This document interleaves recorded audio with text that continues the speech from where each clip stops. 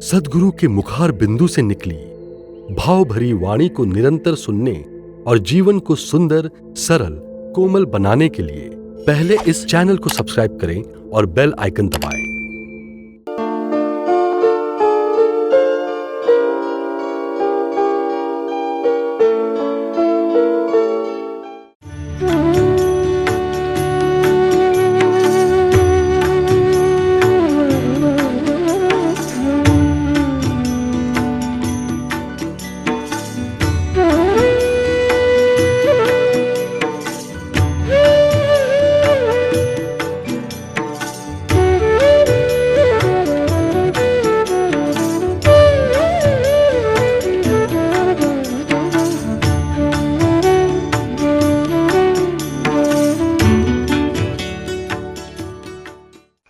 किसी मनुष्य को बुलाने के लिए निमंत्रण दिया जाता है और देवता को बुलाने के लिए आमंत्रण दिया जाता है। अब निमंत्रण में और आमंत्रण में क्या अंतर है दोनों में?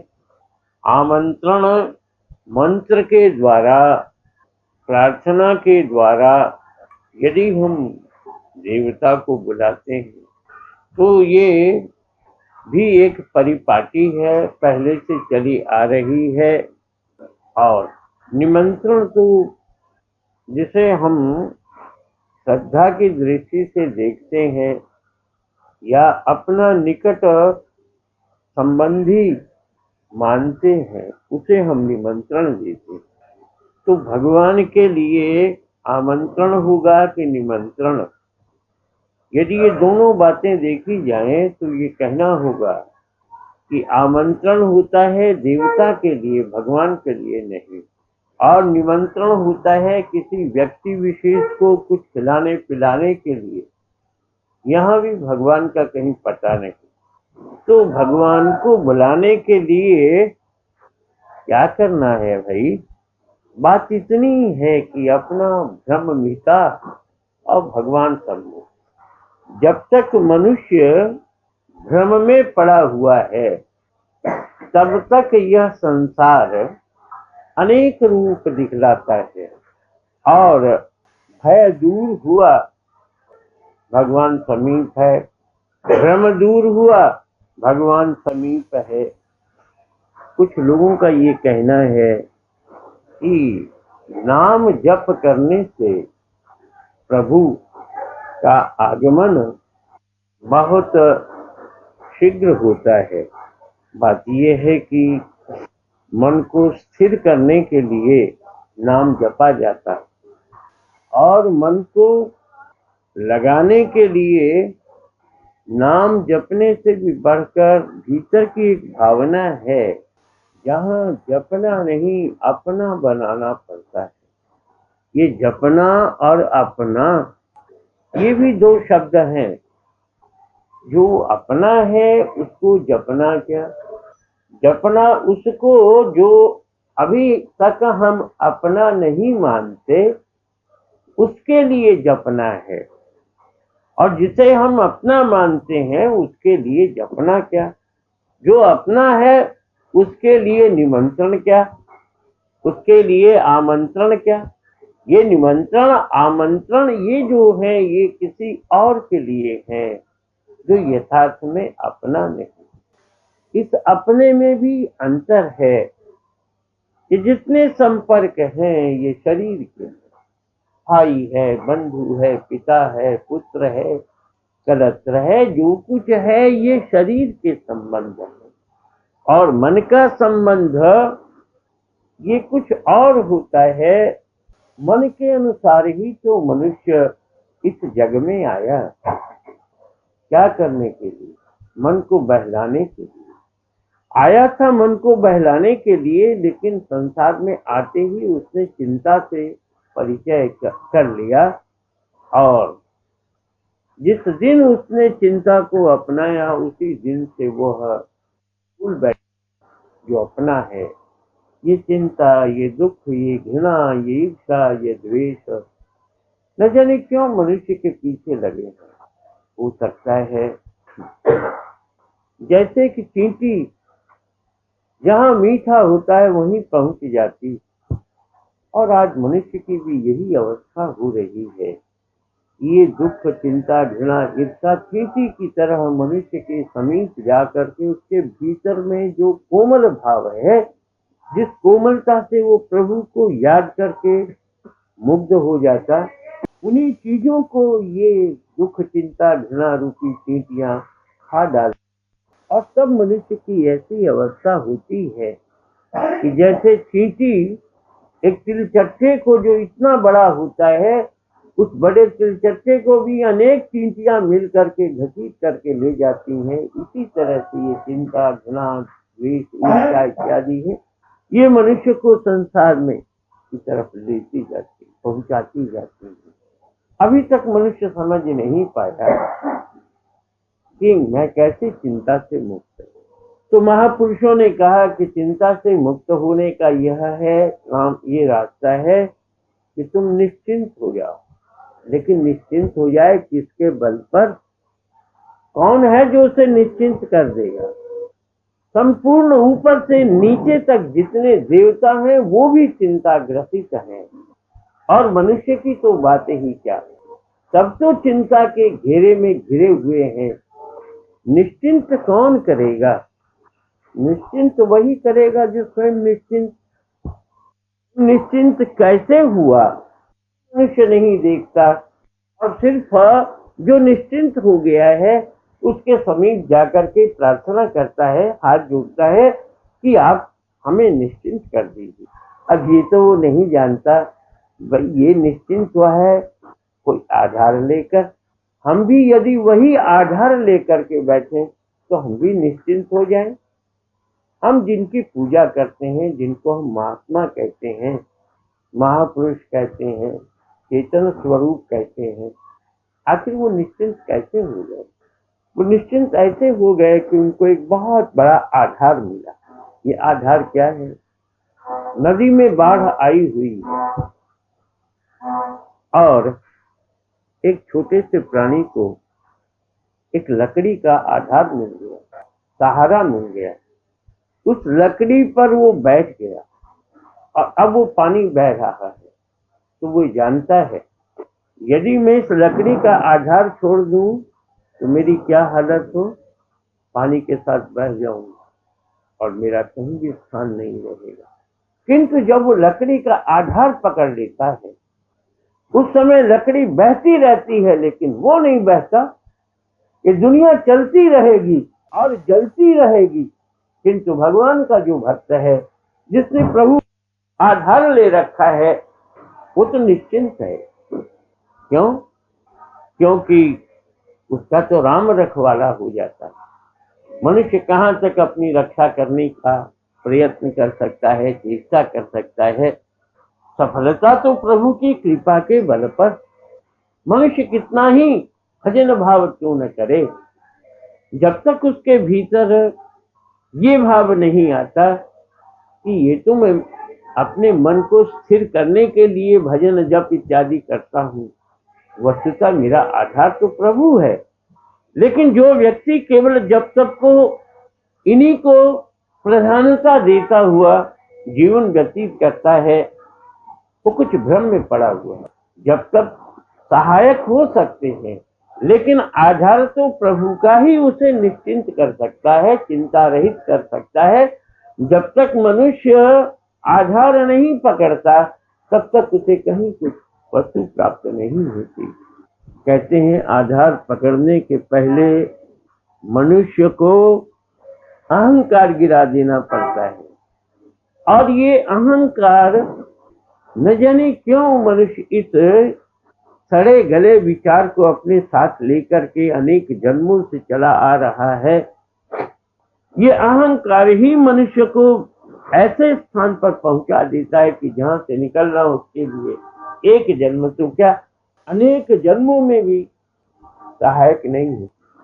तो आदमी को कुछ भाव लेना पड़ता है, कुछ दूसरे को देखना पड़ता है, कुछ समझने की एक इच्छा रखनी पड़ती है, इच्छा ही नहीं तीव्र इच्छा रखनी पड़ती है, तब कहीं मनुष्य जाकर कुछ पाता है। एक बात है कि सुरेन मित्र बोल करके एक बंगाली था, और वो सुरेन मित्र जो था वो एक बार बहुत सुंदर माला बना करके रामकृष्ण परमहंस के पास ले गया और ले जाकर के पहनाने लगा। हुआ क्या कि पहनाने के समय पहना तो दी, लेकिन रामकृष्ण परमहंस ने वो माला जो थी निकाल करके उसको तोड़ मोड़ करके फेंक। तो इन मित्र के दिल में बड़ा दुख सा हुआ, पश्चाताप सा हुआ, और ये कहने लगा ये मूर्ख ब्राह्मण है, ये मेरी माला का कुछ भाव भी नहीं समझता। लेकिन कुछ देर के बाद उसे ये अपने भीतर मालूम हुआ, क्या मालूम हुआ कि मैंने ये माला जो थी, मेरे पास पैसा है, उसके अहंकार को दिखलाने के लिए ऐसी बढ़िया माला मैंने बनवाई, ये दिखलाने के लिए कि मैं पैसे वाला हूँ, मैं धनी हूँ। तो ये तो मैंने अभिमान किया, और प्रभु के भक्त के सम्मुख अभिमान करना ये तो मेरी सबसे बड़ी गलती है। पश्चाताप करने लगा, आंखों में आंसू आ गया। रामकृष्ण परमहंस ने वो पड़ी हुई जो फेंकी हुई थी माला, उसे उठा के गले में डाला, नाचने लगा, क्योंकि वो यही तो चाहता था कि निराभिमानी होकर के प्रभु की शरणागति में जाए। जब तक मनुष्य के भीतर में अभिमान जागृत है, तब तक वह प्रभु को जो कुछ समर्पित करता है वो ग्रहण नहीं करता। एक भक्त ने जब ग्रहण नहीं किया तो भगवान कैसे ग्रहण करेगा? भगवान की सब लीला, भगवान का सब खेल भक्त के द्वारा ही तो व्यक्त होता है। भगवान की तमाम शक्ति को दिखलाने वाला कौन है? भगवान का भक्त। और दिखलाते समय उसके हृदय में अभिमान नहीं होता कि देखो मैंने कैसा अनोखा काम कर दिया। ये आजकल के जो अभिमानी साधु, सन्यासी, महात्मा, बाबा इत्यादि कहलाने वाले लोग दुनिया को सिद्धि दिखलाते, सीधा मार्ग क्यों नहीं दिखलाते प्रभु की तरफ जाने के लिए? ये तो बाधा है, ये मनुष्य को आगे बढ़ने से रोकने वाली क्रिया है। देखो मेरा खेल, मैं जादूगर हूँ। तुम कहाँ से जादूगर? जादूगर तो वो प्रभु है जिसने तुमको एक थोड़ा सा जादू का भाव, एक जरा सी शक्ति तुमको दे दी। इसलिए दी थी, कोई दीन आए, कोई दुखी आए, कोई कष्ट में पड़ा हुआ आए, तो जैसे मैं दीन बंधु हूँ वैसे तू भी दीन बंधु होकर उसके कष्ट को दूर करेगा। इसलिए नहीं कि मेरे इतने शिष्य होंगे, मैं लोगों को चमत्कार दिखलाऊंगा और दुनिया मेरे चमत्कार को देखकर मुझे नमस्कार करती हुई आएगी। ये तो प्रभु की दी हुई शक्ति का अपव्यय करना है। भगवान ने वाणी दी है झगड़ने के लिए नहीं, प्यार करने के लिए या नाम जपने के लिए। कान दिए हैं इसलिए कि हम कुछ ऐसी मीठी मीठी बातें सुने कि जिससे हमारा दिल प्रसन्न हो जाए। वो बातें जो मीठी हैं वो प्रभु की ओर ले ही जाए। मनुष्य को पाप पुण्य की कथा कहकर उसके हृदय में एक भय पैदा करना अनुचित। कथा ऐसी कहो कि मनुष्य निर्भय हो जाए, किसी प्रकार का उसके हृदय में भय न हो। भगवान के भक्त के समीप जाकर भी यदि वो पाप पुण्य की कथा सुनता है तो ये सुनाने वाला मूर्ख है या ये सुनने वाला मूर्ख बनाया जा रहा है, क्या कहा जाए।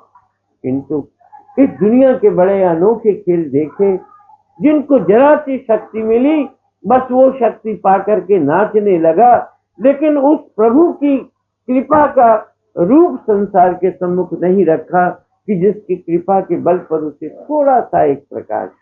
ऐसे मनुष्यों को हम जुगनू ही कह सकते हैं, दीपक नहीं। सूर्य नहीं, चंद्र नहीं, नक्षत्र नहीं, ये कहीं एक बार चमकते हैं, अंधेरे में जरा सा प्रकाश दिखलाते फिर गायब। किंतु ये सूर्य है, संपूर्ण सृष्टि घूम जाती है लेकिन सूर्य ज्यों का त्यों। दुनिया बनेगी, दुनिया बिगड़ेगी, दुनिया फिर बनेगी, लेकिन सत्य जो है, संत जो है, सती जो है, वो ठीक वैसे ही रहेगी जैसे कि सूर्य। ये एक प्रकाश है, ये एक सत्य का प्रकाश है। जब तक मनुष्य को सत्य का प्रकाश नहीं मिलता तब तक मनुष्य संत नहीं हो सकता, सती नहीं हो सकती। सत्य प्रधान। दुनिया का क्या, आज रो रही है, कल हंस रही है, और फिर रो रही है। एक बार एक कवि ने कहा था, जो आज उत्सव मग्न है, जो आज उत्सव मग्न है, कल शोक से रोता वही। जो आज एक अनाथ है, नरनाथ कल होता वही। यह है सृष्टि का खेल। जो आज एक अनाथ है, नरनाथ कल होता वही। आज इसका कोई नहीं, लेकिन कोई है, कोई है। ऐसा न कहो कि कोई नहीं। वो अज्ञात साथी, वो अज्ञात भगवान है। उसे पथ दिखलाता है, ऐसे चल, ऐसे चल, ऐसे चल। आज तू अनाथ, लेकिन कल नरनाथ। अनेक व्यक्तियों पर तू हुकूमत करेगा, किसकी कृपा के बल पर? वो तो अनाथ था, इसकी कृपा हुई उस पर कि जो आज नरनाथ हो गया, उसी जगन्नाथ की, जगतनाथ, संपूर्ण संसार का जो नाथ है, उस संपूर्ण संसार के नाथ की कृपा के बल पर आज वो अनाथ जो था वो अनाथ हो गया। कितने ही ऐसे उदाहरण हैं कि जहां उन उदाहरणों को यदि हम देखें, सोचें, समझें तो हमको मालूम होगा, क्या मालूम होगा, कल तक जिसका खाने का ठिकाना नहीं, आज वो न जाने कितना। एक सुनी हुई बात मैं आपसे कहता हूँ, कहाँ तक थी। अभी इस वर्तमान युग में मंगनी राम बांगर बहुत पैसे वाला, शरीर तो नहीं है, उसके बाल बच्चे इत्यादि। कहते हैं कि वो कलकत्ते में जब आया तो किसी बासे में खाना शुरू किया, 3 महीना हो गया, पैसा नहीं दे पाता। यही मंगनी राम बांगर, वैकुंठनाथ का जिसका मंदिर हो, अनाथ जिसका जन है, 3 महीना हो गया, पास में पैसा। तो उसका मालिक था, उसने थाली खींच, उसने कहा देखो मेरा तो अपमान है, तो ये अन्न जो है कि थाली मत खींचो, मैं चेष्टा करूँ।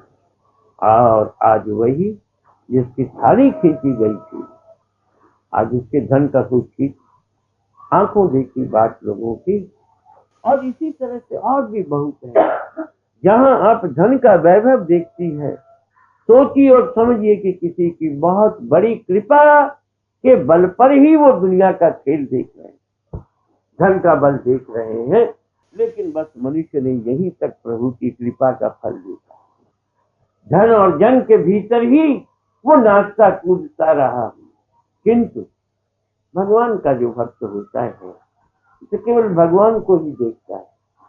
धन जन के बल पर देखने वाला व्यक्ति साधारण व्यक्ति है, उससे अब क्या उम्मीद कर सकते हैं। लेकिन जिस दिन वो प्रभु का हुआ और जिस दिन प्रभु की उस पर कृपा हुई, तो वो धनी, वो मानी, वो व्यक्ति जो है आकर के संतों के चरण में पड़ जाता है। एक सच्ची घटना फिर मैं उसी बांगड़ की सुनाता हूँ। बाबा जयसीडी में थे और बांगड़ जी ने सुन रखा था कि बहुत बड़े ये महात्मा भी हैं, संत भी हैं, सिद्ध भी हैं, चलो इनका दर्शन किया जाए। 8 दिन तक लगातार दरवाजे के पास में बैठने का स्थान था, बैठ करके चले आते, बाबा दर्शन नहीं दिए। 9वें दिन जब वो पहुंचे तो बाबा ऊपर आए और आकर के पूछा, तू कौन है, तू क्यों बार बार बैठता है यहाँ? तो कहा कि मैं मंगनी राम बांगर हूँ। भगवान ने कहा तू बड़ा भिखमंगा है रे, संत भगवान ने कहा कि तू बड़ा भिखमंगा है। उसे अभिमान आया, कहने लगा मैं करोड़पति हूँ। बाबा ने कहा तभी तो मैं कहता हूँ कि तू बड़ा भिखमंगा। किसी को 1000 रुपए मिल जाते हैं तो संतोष कर लेता है, किसी को लाख मिल जाता है, तुझे करोड़ मिल गए आज भी तो यूं हाथ किए हुए खड़ा, तू भिखमंगा नहीं तो क्या है। संतों की बड़ी विलक्षण शक्ति समझने की और कहने की, वो किसी से नहीं था। जब सिकंदर शाह आया भारत में और उसने सुन रखा था कि यहाँ बड़े बड़े ऋषि मुनि महात्मा लोग रहते हैं, एक साधु लेटा हुआ था और सिकंदर को ये पता नहीं कि ये भारतीय संस्कृति या भारतीय रूपरेखा क्या है।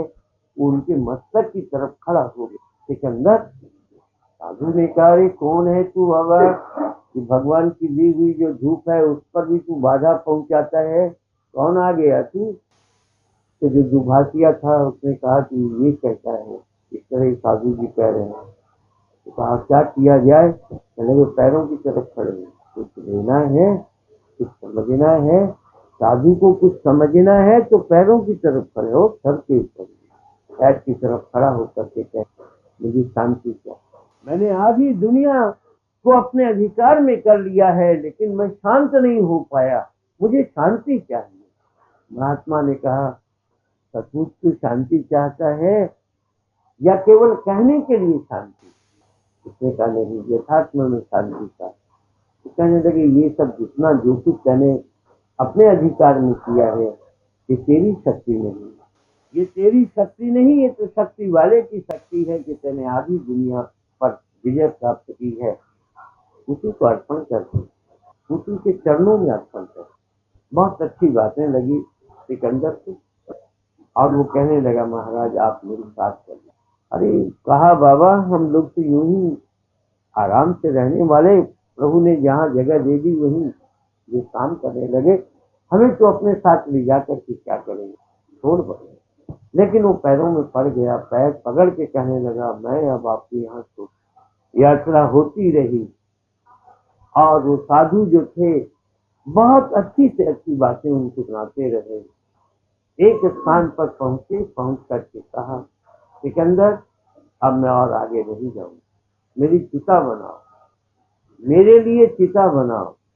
घबरा उठा, कहने लगे ये आप क्या कहते हैं, आपके लिए मैं चिता बनाऊं। कहने लगा हाँ यही मेरा आदेश है, तुम चिता बनाओ, मैं अपना शरीर छोड़ूं और आगे नहीं जाने।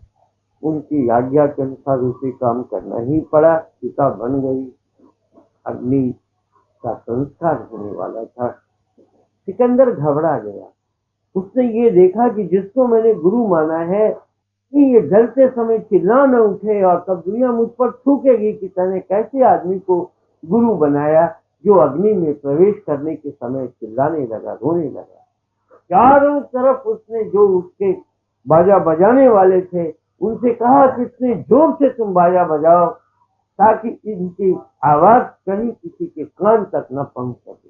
चारों तरफ वैसे ही बाजे बजने लगे और वो महात्मा बैठ गया। उसको प्राणायाम से उसने अपना वायु का जो रूप था यहाँ पहुंचाया। अब उसको कुछ पता नहीं कौन जला रहा है, कैसे जल रहा है, क्या हो रहा है, जल गया। आश्चर्य में पड़ गया वो सिकंदर, आश्चर्य में पड़ गया कि ये कैसा व्यक्ति जो आग पर बैठ गया, उस नहीं कुछ नहीं, मुख से कोई आवाज नहीं। वो उसकी चिता की जो राख थी उसको उठा करके अपने मस्तक पर।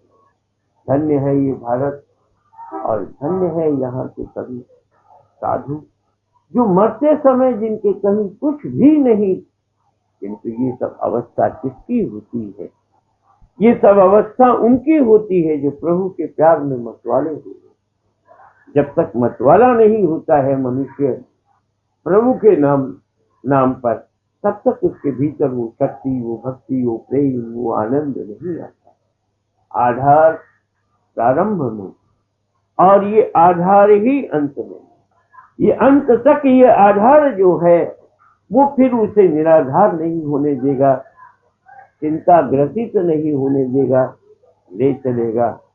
कैसे ले चलेगा? अपनी हथेली पर लेकर, जमीन पर नहीं चलने देगा, अपनी हथेली पर लेकर के प्रभु ले चलते हैं अपने भक्तों को। जिंदगी भर तुमने मुझे याद किया और आज मैं तुम्हें अपने में मिलाने के लिए अपने हाथ पर रख करके, जैसे लोग चरणामृत रखते हैं, वैसे प्रभु अपने भक्तों को चरणामृत की तरह हाथ में रख करके चलते। आओ भाई, देखा दुनिया का खेल, किंतु तुम्हारा प्यार, तुम्हारा भाव हमारे भीतर ही था, इसलिए फिर खेल करके तुम चले आए। महापुरुषों का यही काम होता है। आधार जितना बड़ा होगा, मनुष्य के भीतर उतनी ही बड़ी शक्ति काम करेगी। यदि आप प्राचीन काल के ऋषि मुनियों की बात पर विश्वास न करो और ये कहो कि भाई हमने तो देखा नहीं, हमने तो सुना नहीं, हम कैसे जाने, कैसे माने कि आधार इतना बड़ा होता है, तो मैं आपसे कहूंगा आप अपने ही लोगों में देखो, जिसने आधार लिया है वो आज बोल रहा है आधार के लिए। जिसने आधार लिया है वो उस नाम को लेकर, उस भाव को लेकर आज हृदय को उड़ेल रहा है शब्दों के द्वारा। लोग आश्चर्य करते हैं कि ये गृहस्थ में रहने वाली लड़कियां आज ये कैसे बोल रही हैं। वो बोल रही हैं या उनका आधार उनसे बुलवा रहा है, ये समझने की चीज। बोलने वाला जब ये समझता है कि मैं बोलता हूँ, अहंकार, कोई मुझसे बुलवा रहा है, वहां वो समझ लेता है कि आधार बड़ा है और उस आधार के बड़े होने के कारण बड़ी बड़ी बातें, अच्छी अच्छी बातें, मन को प्रसन्न करने वाली बातें, निश्चिंत करने वाली बातें स्वतः ही यूं निकल रही है जैसे गंगा का प्रवाह बहता हुआ चला जा रहा है। वैसे ही वाणी का प्रवाह जो है वो भी बहता हुआ चला जा रहा है।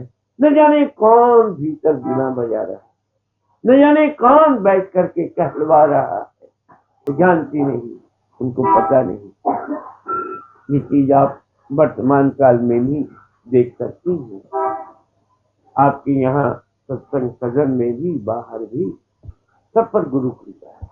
सबके हृदय में आधार का भाव है और उसी आधार के भाव के कारण ही वो अपने दो शब्द, अपनी दो बातें लोगों के सम्मुख रखती है।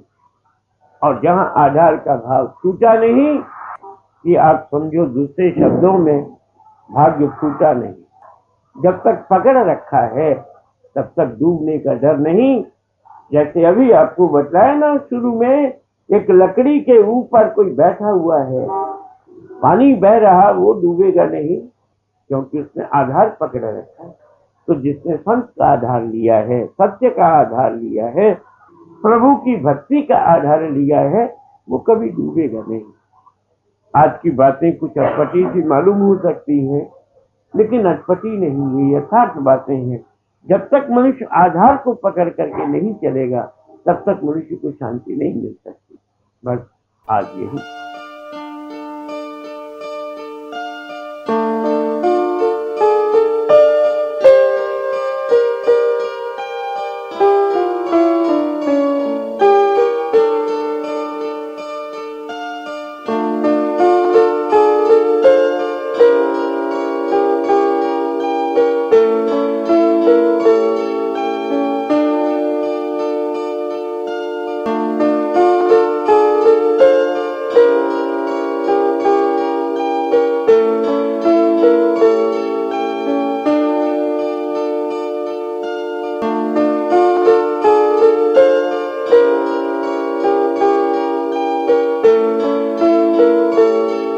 सद्गुरु के मुखार बिंदु से निकली भाव भरी वाणी को निरंतर सुनने और जीवन को सुंदर, सरल, कोमल बनाने के लिए ये चैनल को सब्सक्राइब करें और बेल आइकन दबाएं।